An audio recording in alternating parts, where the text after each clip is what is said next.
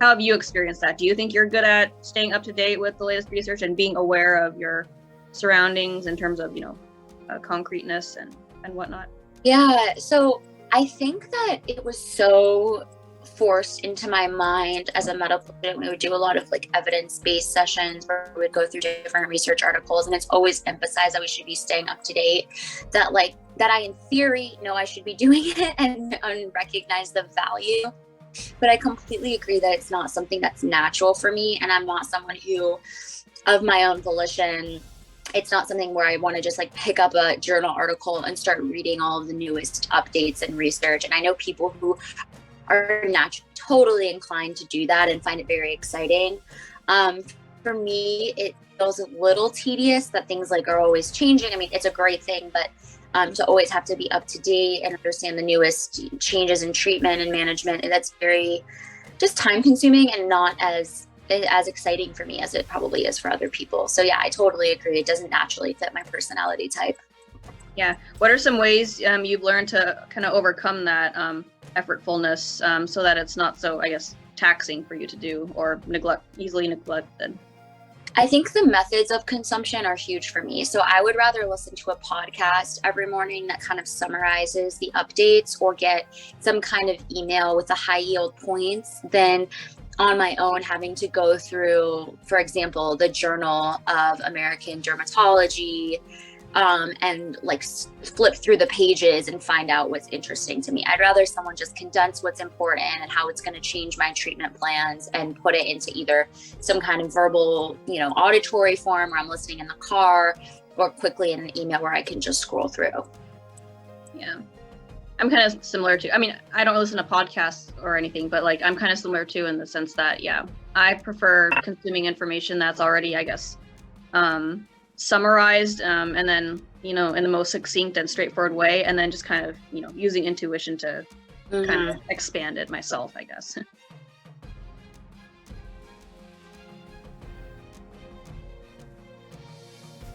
How effortful is it for you to, I guess, rely on memory, the introvert sensing? Like how good are you at like memorizing things and using known concrete info that you've stored in memory to handle? That's one of my strengths.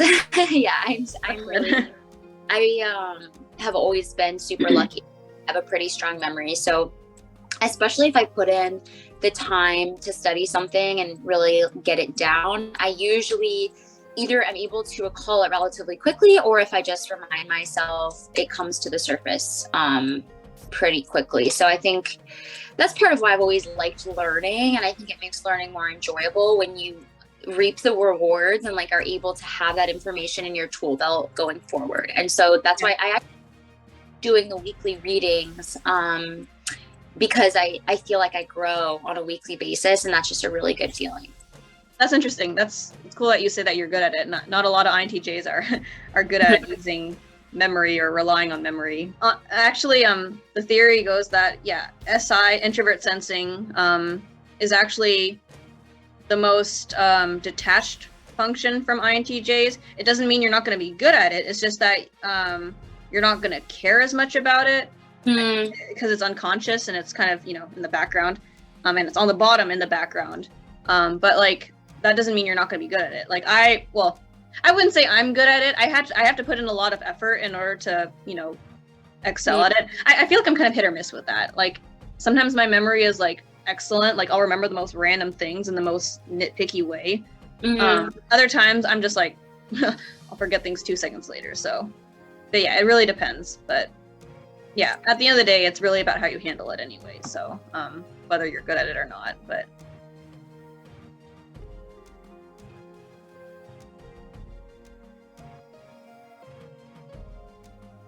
In your, for you personally, like how effortful is it for you to, I guess, think in that sort of way, like expanding your realm of theoretical, like understanding, like considering different perspectives, different possibilities, like how good are you at, differentials and considering a wide spectrum of possibilities? So right now I'm really, really bad at it but it's because I've only done derm for 2 weeks. I just stopped my intern year 2 weeks ago and transferred over to the dermatology department. So it's, as a first year derm learner, you only have really the high yield diagnoses in your brain that you learned about from medical school. Yeah. And you lose a lot of information too during your preliminary year because you're doing general medicine. So I think, with time, the idea is that you should be gaining more and more information. Therefore, your differential diagnosis should become longer and longer because you should be able to think of different abilities.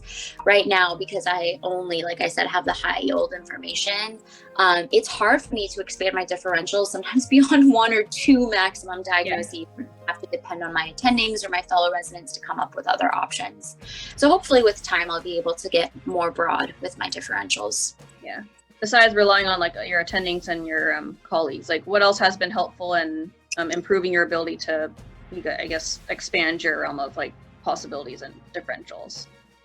I'm thinking that's a huge part of transferring into PGY2 is you need to be reading and staying up to date with what they're assigning you every week. So and that's a huge kind of frame of mind shift because this past year I was just kind of on survival mode, and now I'm as I was telling you, I'm trying to really educate myself about the field that I'm going into. So as you learn each week about these different diagnoses and topics, I feel like that should be kind of put in your toolbox of, okay, now I've mastered this subject, or at least have some familiarity with it, and that could be a possible differential in the future because I understand what it looks like and how it presents.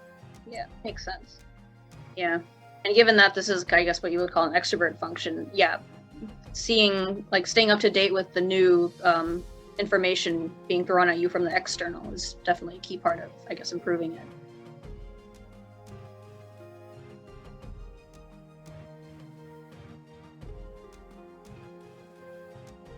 It's probably difficult because I feel like anchoring bias is a strong one.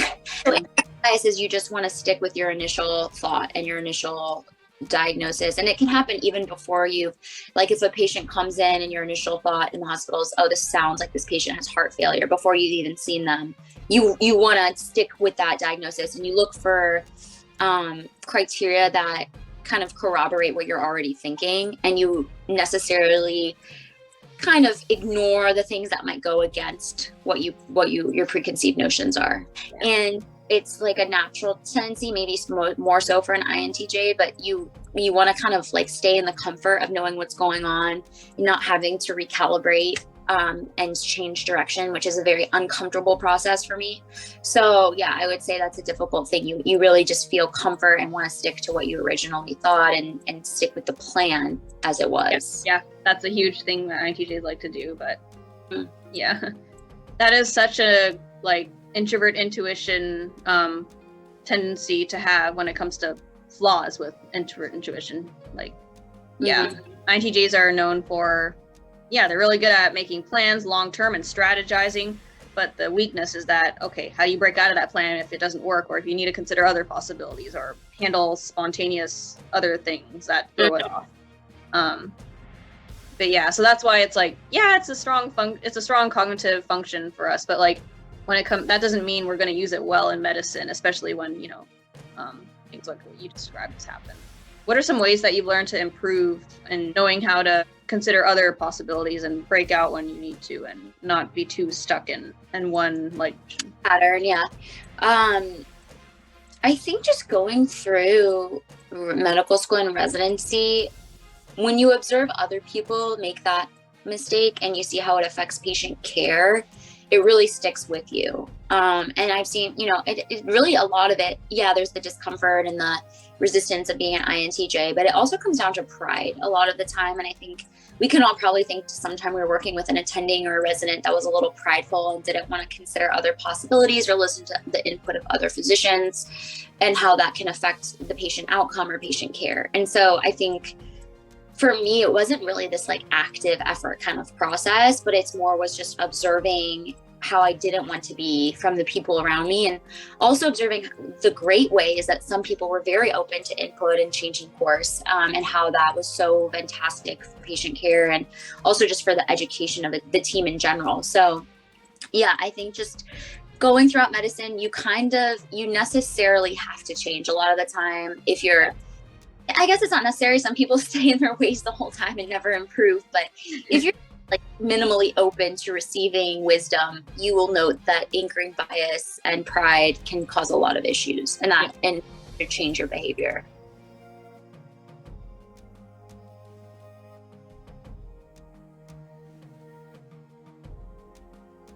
I am obsessed with efficacy, like just being efficient, having smooth workflow. That's kind of my jam. So for me, I have a very specific flow of writing notes for patients, because with derm, as I mentioned, you go pretty fast in a half day, pretty quickly. With basically all your patients, you want to be done with the note basically right after you leave the room. And so you're kind of typing right before you go in, while you're in there, and then immediately after you're kind of finishing it up, signing the note, moving on to the next patient. So yeah, just establishing a good workflow so that A, something gets done, but B, that I don't forget to do things. Because if you're moving quickly, you can often forget different parts of an exam, or just things.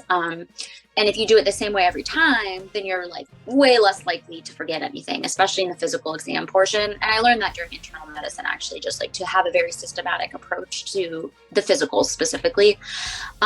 So yeah, I think that just having a established workflow is important. But then, I guess the INTJ part of me, the difficult thing is if that gets thrown off and like, oh, they ask you a question or something comes up where you have to like move around in the physical exam, it's a little frustrating because you're like, no, I had this kind of set plan of how to go through this, and now I'm thrown off. But yeah, I really, really, to me, is key. So I emphasize that in my life in all aspects.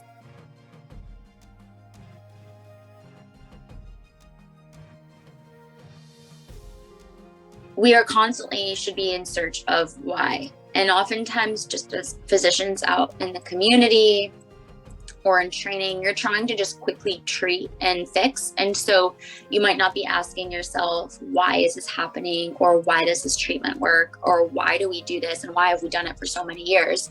I think the people that are, like I said, more academically inclined, they're going to be the ones that are doing the research and the studies that answer those questions. And I think for me, like, I am interested in why so that I can learn something. So like, it helps me to understand the pathology or how a treatment works, because then I'm better able to retain it.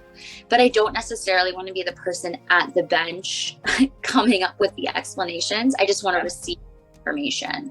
So yeah, I think just the cutting edge of medicine is always led by those people who are willing to dig in and really go in, elbows deep and figure out the answers.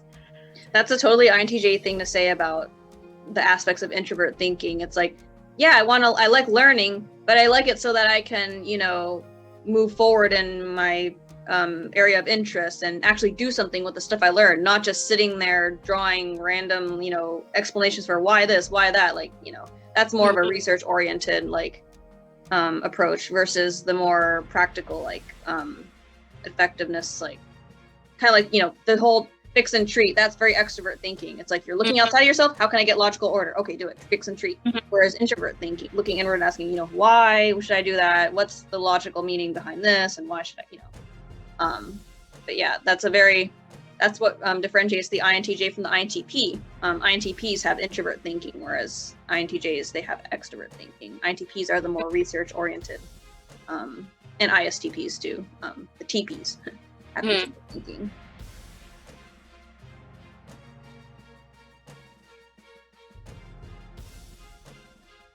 Yeah, just like in terms of having a collegial environment, in general, just socially engaging the people in your workplace, whether that's a resident or a nurse or an MA, attendings, having just harmony with everyone makes for a better medical experience as a physician. So yeah, I think that plays out. Yeah. Obviously, with your patients is important, and being on the same page as them and just treating them well, but the people that you interact with on a day-to-day basis, I think that's where it's most important to me to feel like we're on the same page and wavelength. How effortful is it for you to stay aware of emotional harmony in general? It's not that I'm over intuitive with that, and it can cause a like unnecessary burden for me. Oftentimes I'm like way overthinking things and people don't even know what I'm talking about. I'm very in tune with people's emotions, and like I almost absorb it to a fault. So yeah, I think that it's very easy for me to pick up on the harmony aspect. Yeah, that's good, because that's actually another weakness that INTJs tend to have, because they, like, when they're looking outside of themselves to make decisions, it's usually the thinking, the logical part. How can we get this done versus how can we make this emotionally pleasing to others? But I mean, again, it just because the theory says that's how the type, that's what the type tendencies are, it doesn't mean you will always be stuck with those tendencies. Right. I used to be kind of clumsy at emotional harmony and being aware of that sort of thing, but now that I've worked on it, I'm still not the best at it, but like it's still something that I have to consciously stay effortfully aware about in order to do well in. It's like, yeah, I can be aware of other people's emotions and respond accordingly, but I have to actually put in the not just the effort, but the authentic effort, because if I don't feel like I want to do this and please other people, then it's just I'll feel fake, I'll feel superficial, I'll feel detached from myself, and it'll just be a lot of resentment in the end. So it's still something that I have to consciously stay effortfully aware about.